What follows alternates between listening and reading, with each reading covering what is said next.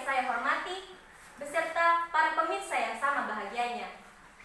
Pertama-tama, marilah kita panjatkan puji dan puji syukur atas kehadirat Allah Subhanahu wa Ta'ala yang senantiasa memberikan kita nikmat kesehatan, sehingga sampai saat ini kita masih bisa menjalankan aktivitas sehari-hari sebagaimana mestinya.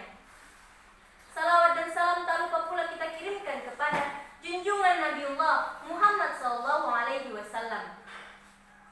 Ialah Nabi sekaligus Rasul yang senantiasa mengajarkan umatnya untuk terus mencari dan menuntut ilmu. Dewan juri yang saya hormati, beserta para pemirsa yang sama bahagianya. Mengawali ceramah saya pada kali ini, saya ingin mengajukan satu pertanyaan, sekaligus sebuah solusi dari sebuah permasalahan. Seandainya Bapak Ibu sekalian memiliki seorang putri yang hendak dilamar oleh dua pria. Pria pertama ahli ibadah namun minim ilmu, sementara pria kedua berilmu namun minim ibadah. Akan tetapi keduanya memiliki wajah yang sama-sama tampan, memiliki postur yang sama-sama gagah, dan berasal dari keluarga yang berada. Kira-kira siapa yang akan Bapak dan Ibu pilih? Apakah pria pertama atau pria kedua? Saya beri waktu 5 detik untuk menjawab.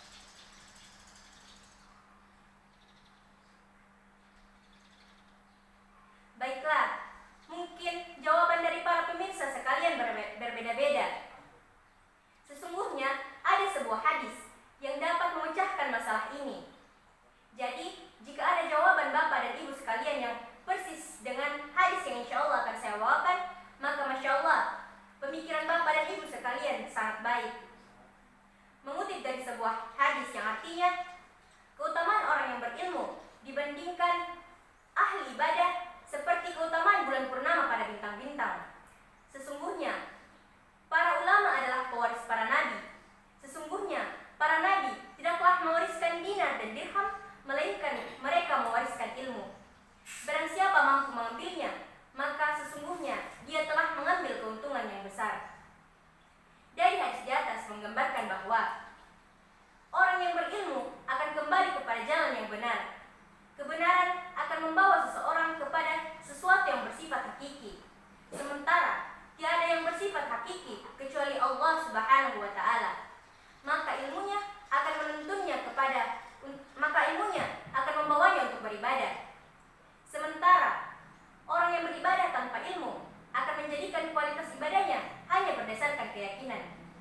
Maka kesimpulannya adalah orang yang berilmu memiliki satu tingkat lebih tinggi dibanding ahli ibadah tanpa ilmu, yakni yakin dan berilmu. Dewan juri sekalian dan para pemirsa yang sama bahagianya, saking pentingnya ilmu dalam Islam, sampai-sampai wahyu yang pertama yang Allah turunkan adalah perintah untuk membaca, bukan untuk beribadah kepadanya. A'udzu billahi minasyaitonir rajim. Bismillahirrahmanirrahim. Iqra bismi rabbikal ladzi khalaq. Bacalah dengan menyebut nama Tuhanmu yang menciptakan. Quran surah Al-Alaq ayat 1. Ayat di atas memang tidak secara gamblang memerintahkan manusia untuk belajar, akan tetapi bacalah. Namun, membaca adalah cara paling sederhana untuk belajar.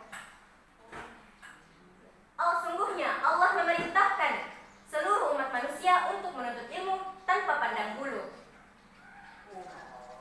Thalabul ilmi faridatu ala kulli muslimin wal muslimat. Menuntut ilmu itu wajib hukumnya bagi setiap muslim laki-laki dan muslim perempuan. Sesungguhnya manusia itu dilahirkan ke bumi dalam keadaan bersih dan kosong, kecuali mereka yang dikehendaki oleh Allah Subhanahu wa Ta'ala, seperti Nabi Isa alaihissalam.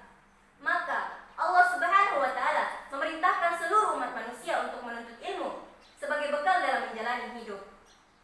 Rasulullah SAW bersabda, Allah mengeluarkan kamu dari perut ibumu dalam keadaan tidak mengetahui apapun. Lalu Ia memberikan kamu pendengaran, penglihatan, dan hati nurani agar kamu bersyukur. Hadis di atas menjelaskan bahwa sungguh manusia itu dilahirkan dalam keadaan tidak mengetahui apa-apa.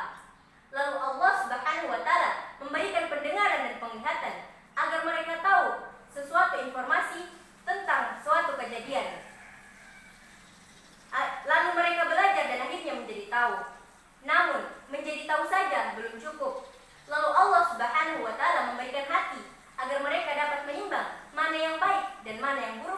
sesuai dengan ilmu yang telah mereka dapat.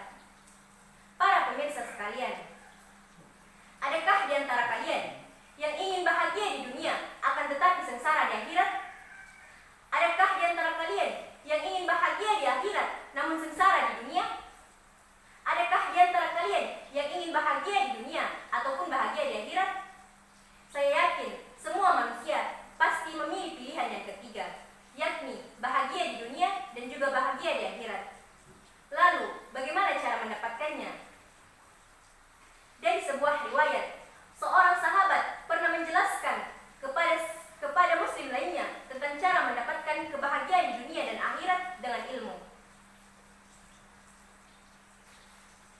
Waman arada dunya, barang siapa menginginkan kebahagiaan dunia, fa'alaihi bil ilmi, maka harus dengan ilmu.